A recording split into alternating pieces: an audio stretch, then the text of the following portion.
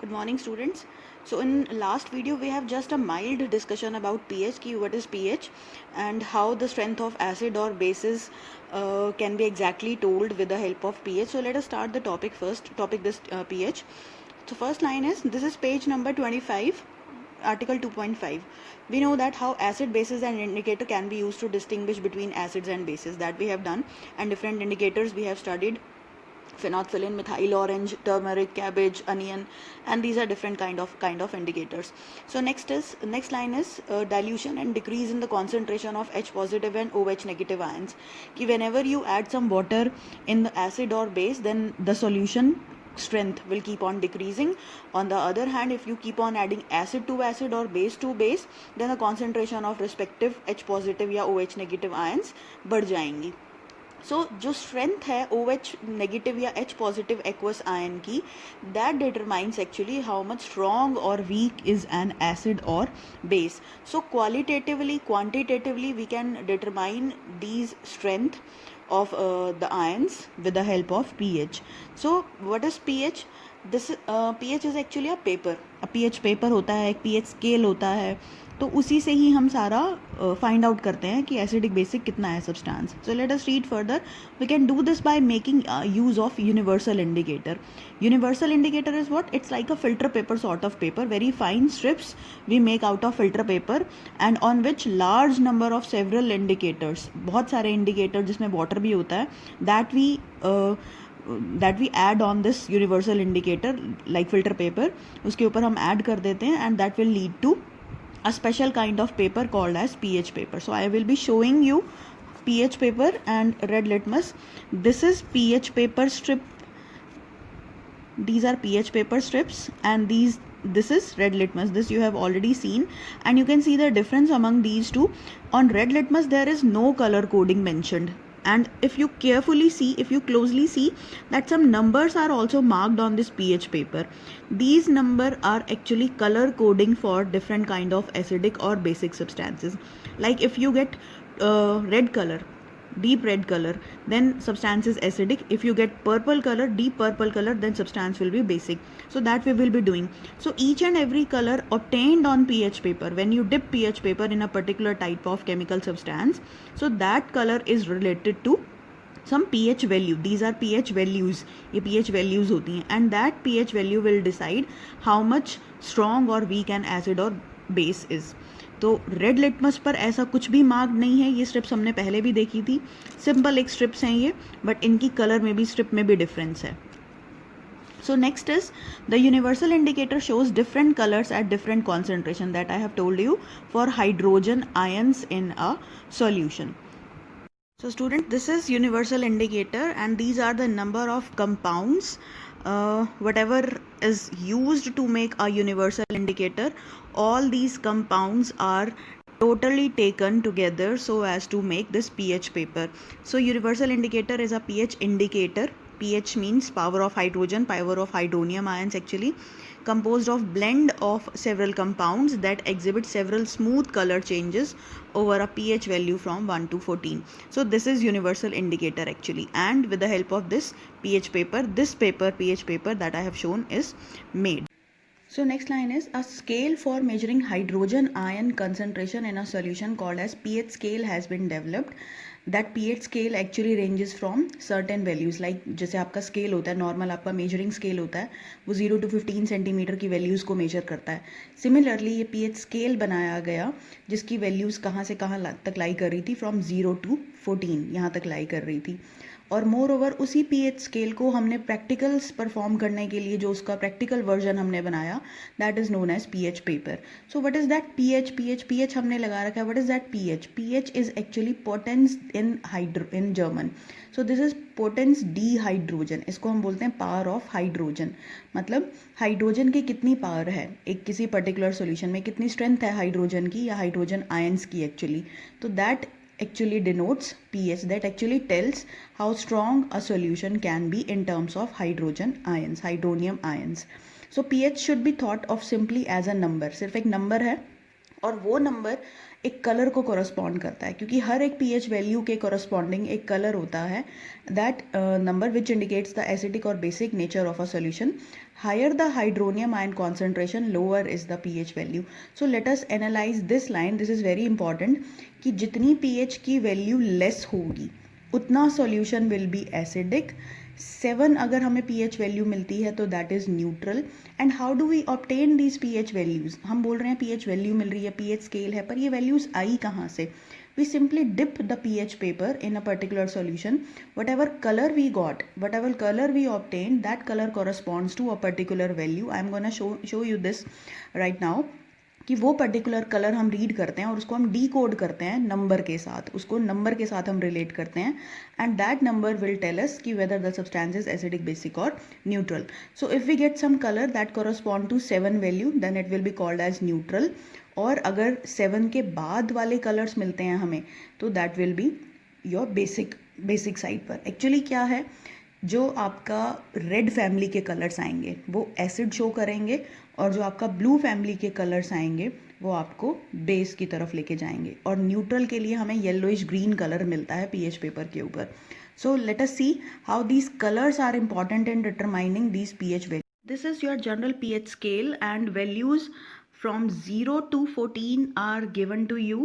0 to 14, 0 to this 7, you are in approximately this red family. Yellow, orange, pink, red, all these belong to approximately red family. Then here goes 5 to 8, this is your green family color, and then it will start from blue family color. तो blue family color या जो आपके slight greenish blue में आते हैं, that corresponds to base. And all these materials that are related to which kind of acidic nature that are being mentioned, that are being properly displayed here. Like from 7 is exactly neutral, and in neutral category we have pure water. Next is 14 is very basic, and for 14 we have this solution. This is sodium hydroxide. So here are some more examples related to this pH. So all these colors are very beautifully displayed in this table. From 0 to 14 we have 0 to 14 this. We have all the specimens of substances that belongs to which category of pH.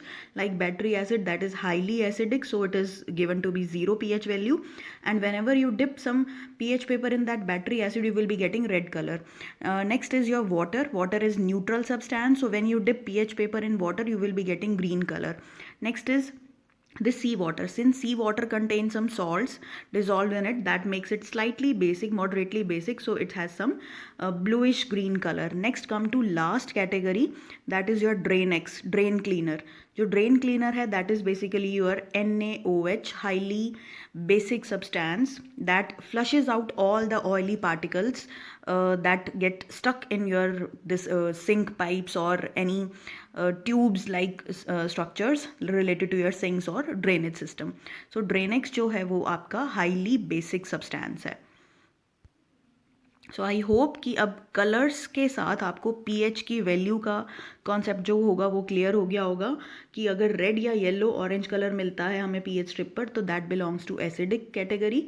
अगर थोड़ा slightish greenish colour या yellowish green colour आता है तो हम towards neutral जा रहे हैं, और अगर हम टुवर्ड ब्लू से पर्पल, डीप पर्पल कलर की तरफ जा रहे हैं तो that means this is your basic family. So the colour we obtain on pH paper that must resemble these numbers, and by finding the colour and this number we can identify the pH value. So now let us analyze what is the analytical meaning, what is the theoretical meaning of this pH, and how this pH values are related to acidic or basic nature. Now let's get into the topic. So what is mathematical formulation or mathematical values associated with this pH? Now we are going to discuss this. pH meaning, basic meaning we have done that this is power of hydrogen, और hydronium ions का जो strength है वो हमें पता चलता है. pH equals to mathematically minus logarithm. Logarithm is a mathematical operator that you will be doing in your higher classes. Earlier it was covered in 9th standard, but now it has been skipped. So logarithm is not in your syllabus right now. So I will be shortcutting the things. थोड़ा सा simplify करके मैं आपको इस चीज़ को explain करूँगी. So you need not to remember this logarithm. So pH is minus logarithm, which is a mathematical operator. I am repeating it again. pH is minus of logarithm of hydronium ions. H3O positive are hydronium ions, or instead of H3O positive, what you can write it as H positive aqueous also. So pH scale, we have the values from 0 to 14. Each value is corresponding to certain color, and with respect to that color we will be finding the values that you have learned. So how hydronium ion concentration is related to pH value? This formula is related to this formula. Actually these two are modified version of each other. ये main formula है, इसी फॉर्मूले से हम actually ये निकालते हैं, यही मैथ्स है. तो अभी आपको सिर्फ इतना देखना है. इस फॉर्मूले को अगर आप याद नहीं भी करते तो भी काम चलेगा. ये ज़रूरी है, ये आपको पता होना चाहिए, because this is how we can find out the values of amount of hydronium ion concentration present in a particular solution for which pH scale has been designed.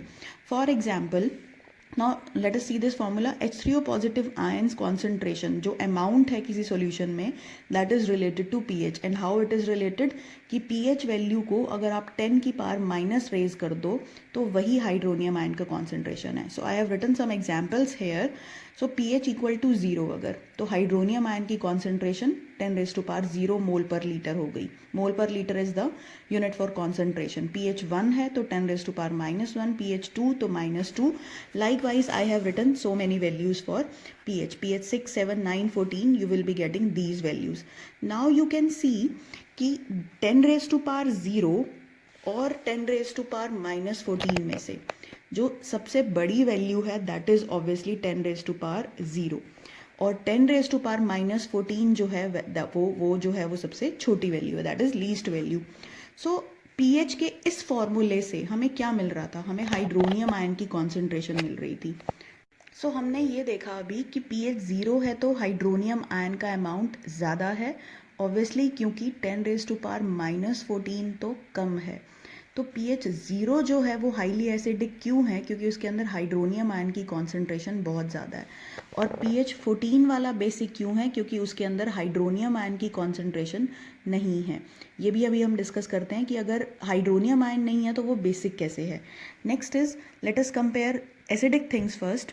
So pH 1 वाला कम एसिडिक होगा as compare to pH 0 value that we have discussed कि pH जितना ज़्यादा होता है उतना substance acidic कम होता है, बेसिक ज़्यादा होता है, और pH की वैल्यू जितनी कम होती है उतना सब्सटेंस एसिडिक होता है. तो pH और एसिडिक स्ट्रेंथ इन्वर्स रिलेशन में है.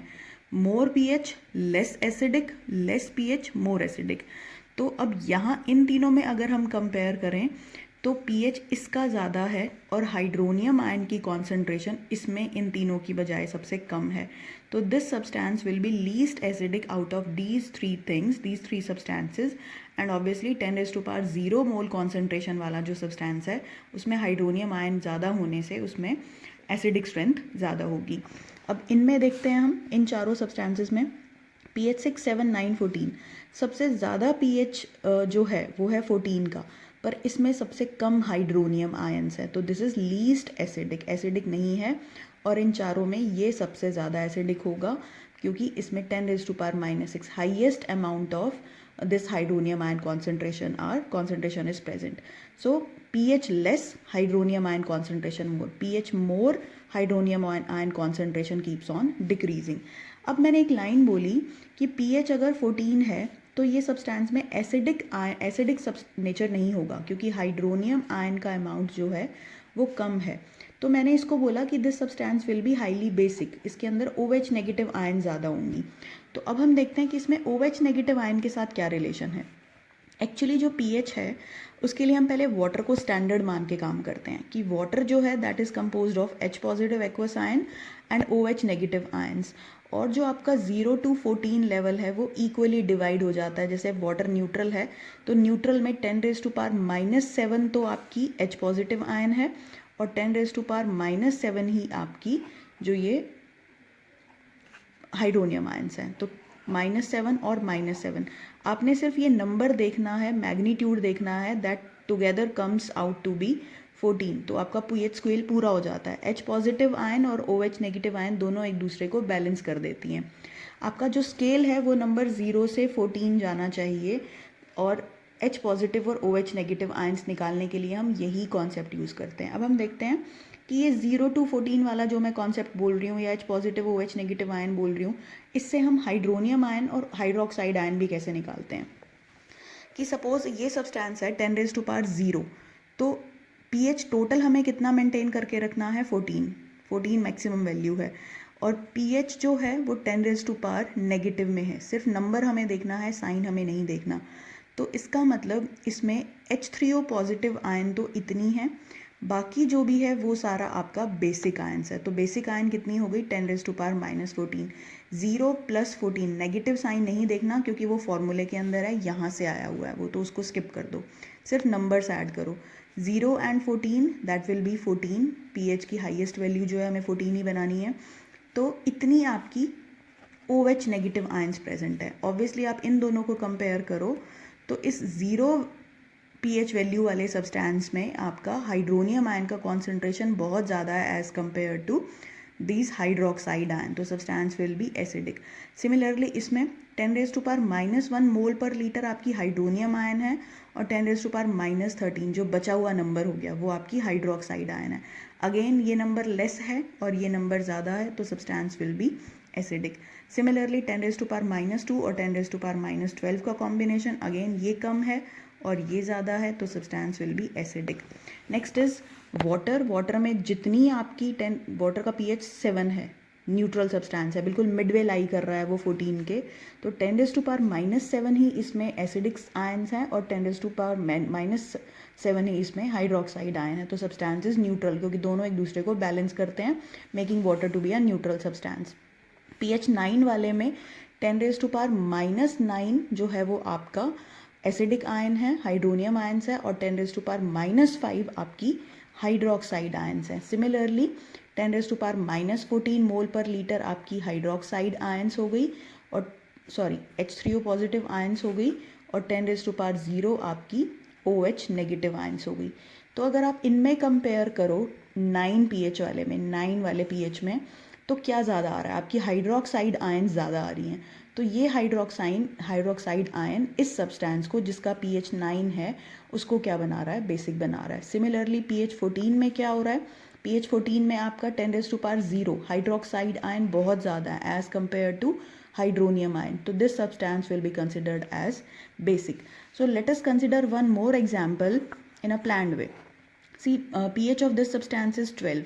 So pH is going to give you the value of hydronium ions. See, this is the very simple process. Actually हम बहुत ज़्यादा डिटेल मैथमेटिक्स में नहीं गए, तो ये बहुत सिंपल एक तरीका है, एक लेमैन मेथड है समझाने का। तो H3O पॉजिटिव का कॉन्सेंट्रेशन कितना हो गया, 10⁻⁻12, और OH नेगेटिव आयंस का कॉन्सेंट्रेशन कितना हो गया, 10⁻⁻2। अब आप इन दोनों में कंपेयर करो तो this is more and this is less. Since hydronium ion concentration is less, so this substance will be rightly called as basic, and we know that from 0 to 14, after 17 we have basic range and before 7 we have acidic range. There is a table, there is a representation in your NCERT also that very precisely depicts the relation between acidic and basic ion. See, this is figure 2.6. 7 से इस तरफ अगर आप देखो तो ये blue colour जो है ये ज़्यादा बढ़ रहा है, हाइड्रोक्साइड जो आयन हाइड्रोनियम आयन जो है वो बहुत ज़्यादा बढ़ रही हैं, और 0 पे ये हाइड्रोनियम आयन मैक्सिमम है। टुवर्ड्स 7 आते आते हाइड्रोनियम आयन्स कम हो रही हैं, अगर आप ऐसे देखो, और कम हो रही हैं पर बिल्कुल अभी ख़त्म नहीं हुई, और जैसे जैसे आप बेसिक स्ट्रेंथ की तरफ जाते हो तो ये हाइड्रोनियम आयन्स और कम होती जा रही हैं, 14 पे बिल्कुल ही कम हो गई है। अब आप OH नेगेटिव को देखो अगर, तो OH नेगेटिव आयन यहाँ पर मैक्सिमम है, यहाँ बहुत ज़्यादा मैक्सिमम है, यहाँ से मैक्सिमम होते होते इस तरफ आते आते 0 pH वैल्यू पे कम हो गई। कम हुई है इसका मतलब ये नहीं है कि नलीफाई हो गई, बिल्कुल ही ख़त्म है, बिल्कुल ख़त्म नहीं है। इवन एक सब्सटेंस अगर एसिडिक भी है तो उसमें थोड़ी सी हाइड्रोक्साइड आयन प्रेजेंट होंगी, बट क्योंकि acidic ions are more, so it is going to overpower the effect of hydroxide ions, so that is why the substance will be called as acidic. On the other hand, if the substance is basic, that doesn't mean that substance is not having this hydronium ions. It has some hydronium ion, but since the number of hydronium ion, the concentration of hydronium ion is very less, so that can be considered as basic. Next is your pH paper table. and these are some specimens given to you for which we have to test the color of pH paper and approximate value and nature of substance. Some of the ranges of pH I have mentioned. Tap water is slightly basic in nature, so its pH value slightly lies between 7 to 8 range. So you read this, and next we will be doing activities related to pH.